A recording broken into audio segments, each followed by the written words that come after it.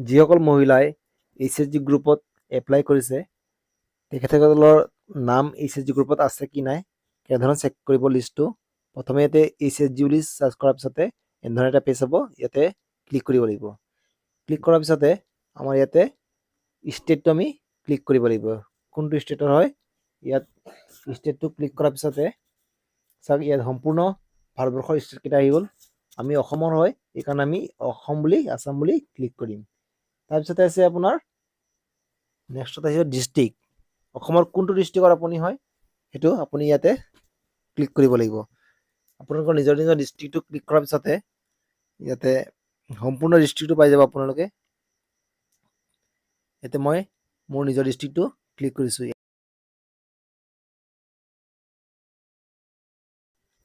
নিজৰ নিজৰ ডিষ্ট্ৰিক্টটো আপুনি ক্লিক কৰিব ক্লিক কৰাৰ পিছতে তলতে আছে ব্লক কোনটো ব্লক হয় আপোনালোকৰ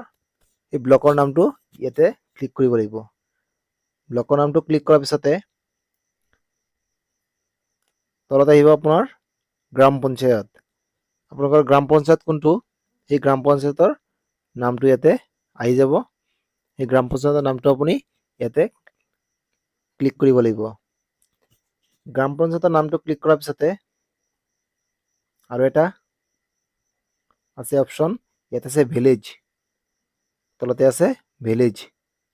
এই ভিলেজ অপশ্যনটোত আপুনি আপোনালোকৰ নিজৰ গাঁওখনৰ নাম ইয়াত পাই যাব